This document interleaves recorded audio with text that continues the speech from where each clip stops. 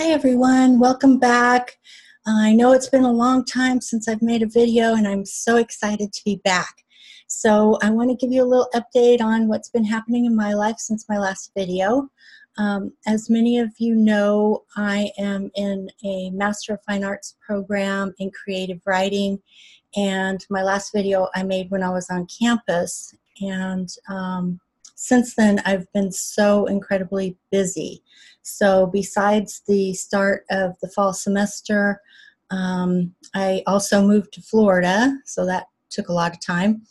And I won first place in a creative writing contest for a science fiction novel that I wrote.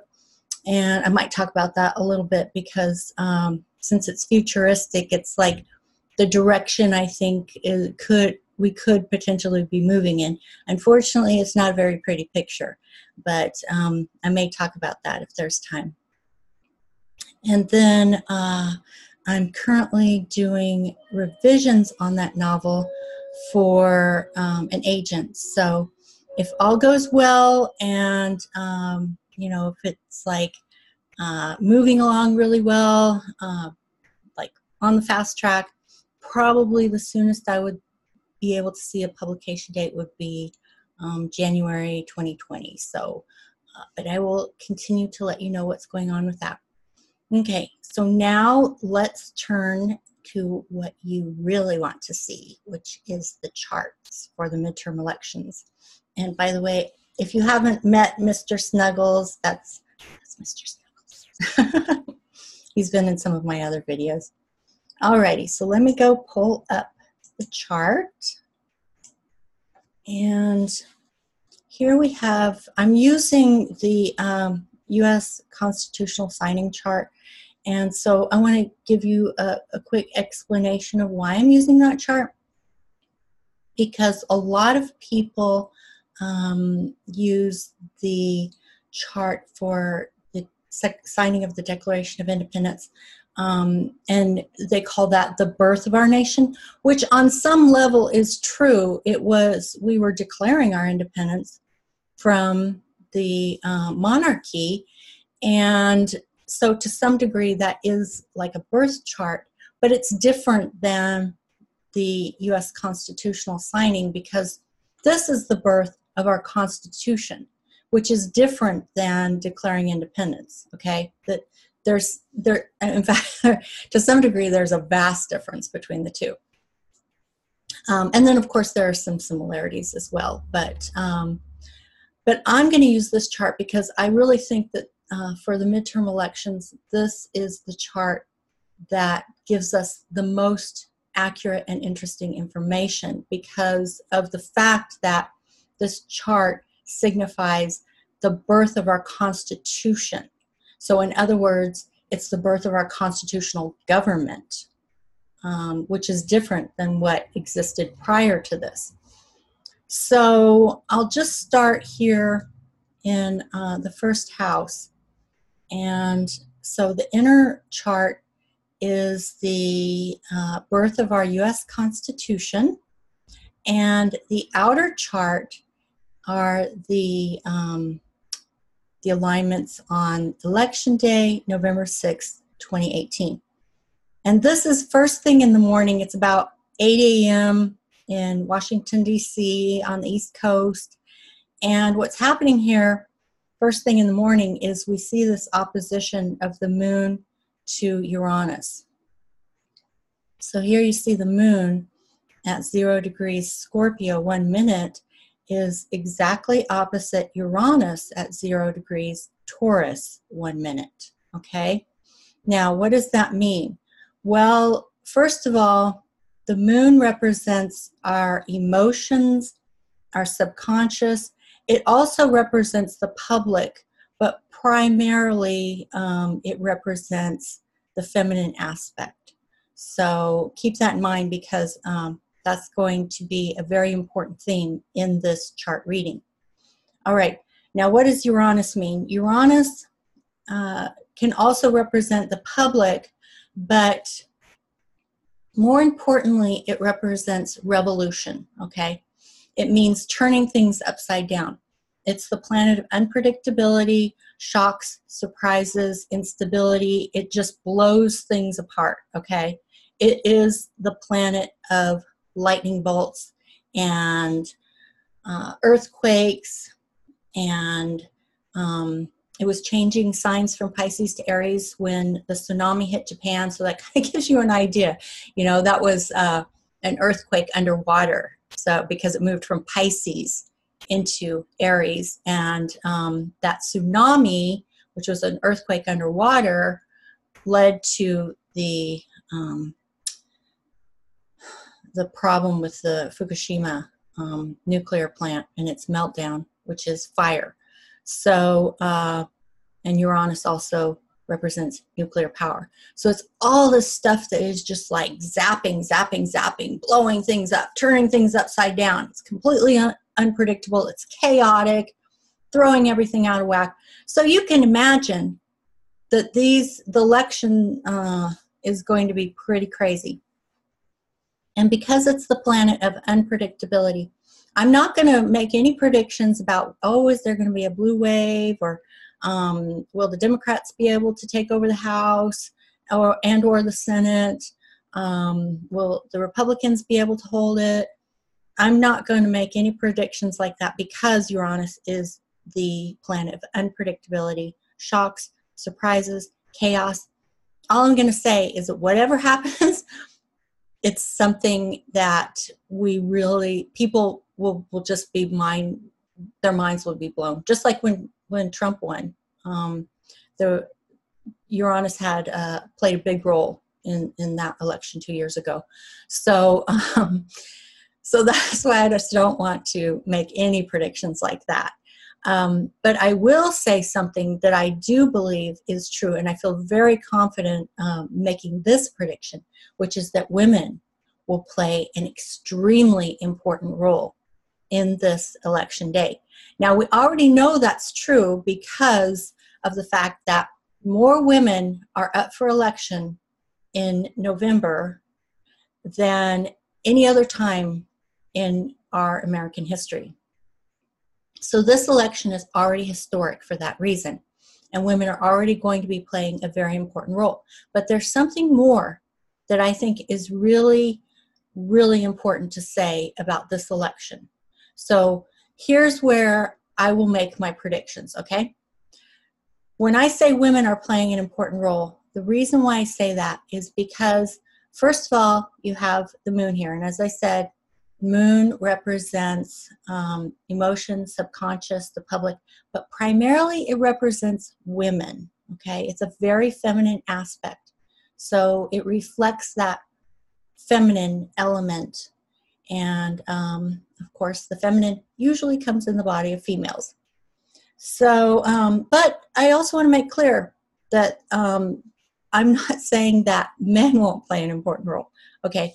I think it will come more from women and the feminine aspect, but I think many, many men are seeing what's happening as well and are very much in favor of seeing women play a strong role in this election. So I want to be very inclusive of men as well. All right, so here we have Ceres. Ceres was the mother of Persephone, who was abducted by Pluto, taken into the underworld, and raped. But what's really interesting about the story of Persephone is that she became the sovereign queen of the underworld. So she took back her power, okay? And this is what women are doing. We're taking back our power. So, and then we have Venus, and Venus is retrograde. So all of these three that are conjunct here at the top of the chart are the feminine aspect. So we have women in the form of Venus Aphrodite. We have women in the form of Ceres, which it doesn't just represent the mother. It also represents, and nurturing, because Ceres is the goddess of the harvest. So it's mothering, it's nurturing, but it also represents the other feminine in that mythological story, which was Persephone. And her story is almost more important. But the whole story is about an abusive woman, and that woman taking back her sovereignty, okay, taking back her power. So this is what I want you to look at here, that we have this planet, which represents the feminine. We have this planet, which represents a different aspect of the feminine. And then we have this planet, which represents another aspect of the feminine. So all three of these are conjunct at the top of the chart, and they're all opposite Uranus. But notice that Uranus is at the bottom of the chart, because Uranus is the planet of earthquakes and instability and lightning bolts. It is the ruler of the card in the tarot, the lightning struck tower, because what happens is a lightning bolt comes in and it completely destroys the tower and everybody comes tumbling down. Now, like I said, I'm not going to say who exactly is going to be the people coming tumbling down, but I think we all have to take this in and see this as our personal karma as citizens of the United States. And instead of getting into this polarity about Democrats and Republicans and all of that, just recognize that as American citizens, this is our karma, everybody's, okay? That's partly too why I'm not going to make any predictions about which party is going to do better than others, because what this is telling us is we need to get off our high horses, all of us. We need to get out of a right-wrong paradigm, stop thinking we're right, they're wrong, and instead recognize that we're all American citizens, and this is the karma of all of us, okay? So Uranus is here to blast out our ego. So that's what we need to be looking at, is our ego. It's okay to feel angry. It's okay to feel outraged, you know, to have feelings and to have values, to hold those values dear. And that's where the feelings of anger and outrage come from. That's all fine. That's different than creating a right-wrong paradigm. And that's difficult for a lot of people to understand. But you can hold your values dear without making other people wrong. So, and that's what I'm trying to practice in my videos as well. So, you know, I'm trying to model that. So, but like I said, yes, women, there's a lot of anger and outrage amongst women because right now what we're seeing is we're seeing the unveiling of a misogyny and an abuse against women that has been there for a very, very, very long time. This goes way back even before the United States came into being. It's an imbalance of male-female energies on this planet. And we just happen to be playing this out right now in the United States. And so if you look back, particularly over the last 100 years, you look back at the way that women have fought for power and equality in this country, first through the suffragette movement, and then they got the vote, and then through the ERA movement, and they were able to establish more equality. But what we're seeing is there's still this underlying misogyny and abuse of women, and it's really coming to the forefront now, like in a way we've never seen it before, because it's always been more hidden and under the surface, and now it's just so glaring. So a lot of women are really angry and outraged about that. And I think that's why we're seeing this opposition here with all this feminine energy opposite Uranus, is because it's that outrage, and it's going to be the impact of that outrage, whatever that happens to be. But that's why I'm saying, you know, while it's reasonable to have those feelings, we still need to understand that we're talking about things that don't need to have anything to do with any particular individual. We don't need to make some people right and some people wrong. We can just look at the behavior and our values. So, but that's one of the reasons why women are going to be playing such an important role in this upcoming election in November. Okay, so then the other thing I want you to see is the nodes here. They're just about to change signs, and they're creating a square to this Moon-Uranus opposition. So that makes it karmic, okay? So this is about revolution, turning things upside down, breaking things apart, and this is about karma, and they're squaring each other. And I'm going to show you some other charts, but not in this video. I'm going to do a series of videos because I'm only going to look at one chart per video, so it doesn't get too long. But I will talk about that in the next video and what that means. And also notice it is going to align with the Uranus in our U.S. constitutional signing chart, and Uranus is also squaring. So, so this creates what's called a T-square, and it's landing right on the Uranus of our U.S. constitutional signing chart. But that's going to be saved for the next video, okay? And then one more thing I want to say about this video, actually there are two more, but here I want you to see that Mars is conjoining Saturn. So I want to tell you what that means. Saturn is the authority. Now it's in the first house of the constitutional chart. So it's the authority of the Constitution. With Mars conjunct Saturn, what that is saying is that the people are rebelling, okay? They're rebelling against the authority, established authority. And I definitely want to say more about that. Then also notice that it's making a quincunx, that's this blue line, up to the sun in the chart. And this, what the 8th house represents, that's this house right here. What that represents is joint assets and deep transformation, deep psychological transformation. So it's kind of like the psyche of our nation. And the sun is also another symbol of authority. It's slightly different than Saturn. Saturn is more like an establishment authority, so like government and things like that, where the authority is really established. Whereas the authority of the sun is more like an inner guidance, like our own sense of morality and ethics, okay? So they're two different kinds of authority that guides us. One's a more internal authority, that's the sun. One's a more external authority, that's Saturn. And the reason why it's making this quincunx, the quincunx is also karmic, and it means a readjustment, a karmic readjustment, because something has gotten out of balance and it needs to be rebalanced. And so that's what this is. It's the people rebelling against the establishment.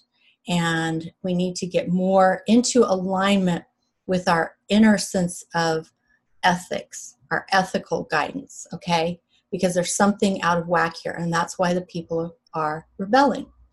So let's see, what else did I want to show you? This here is Jupiter opposite Juno. So this is another example of women being opposed to abuse, okay? And because in the story, the mythological story that this tells, Jupiter and Juno are husband and wife. But it's a story of abuse because Jupiter was always cheating on Juno.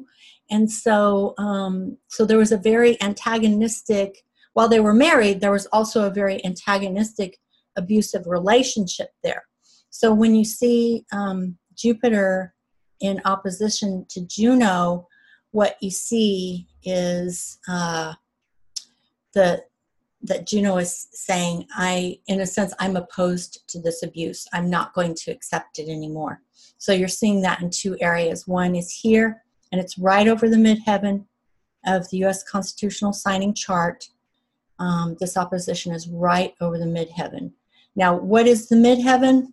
The midheaven is our public persona, okay? So what that is saying is that this opposition of this misogyny that we're no longer willing to accept, this abuse we're no longer willing to accept, is now being really brought into the public sphere now, okay? It's not hidden anymore. It's now out in the open. It's in the public now. So this battle is really going to be fought in this election day.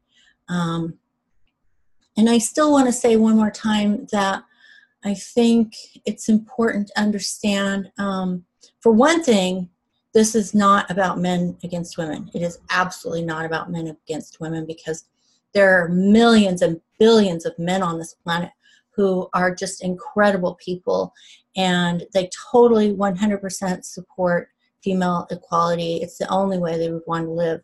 They don't want women to be abused. They are not misogynistic. They love women, they respect women, and they want women to be their equals. So I want to make it very clear that this is absolutely not about men against women. It's about women just not willing to be abused, okay? So wherever you see abuse, women are saying, especially, you know, when it comes to our government, anything that is an established form of misogyny and abuse, and our public officials, and how we feel about that, we are going to make a statement on election day. And that doesn't mean that's, you know, like the next day all is going to be wonderful. We've still got a lot of work ahead of us, okay? But that's what, in my opinion, especially based on looking at the chart, that's what this election is really, really about. It's about female power, female energy, standing up against abuse, and making a statement about that. Okay, so I'm going to bring that to a close now, because I know this video has probably already gotten really long, and I've been trying to keep them shorter. But I have so many more charts I want to show you. I have so much more information to give you. And so, like I said, I'm going to be doing a series of videos with just doing one chart per each video. And I'll get those to you as quickly as possible, because I know you want to see them before election day, which is, oh my gosh, it's like only 3 weeks away, which is super exciting, but we're running out of time. So I want to be sure to get these videos out to you in time for you to see them before the election. So I would love to hear your thoughts on this, and you know, feel free to put your comments below. And I'm also going to put below some more information about my work as an astrologer. So if any of you have any interest in getting a personal reading, you'll be able to contact me for that. And I will get back to you as soon as I can with the next video in the series. Thanks for watching. See you later. Bye-bye.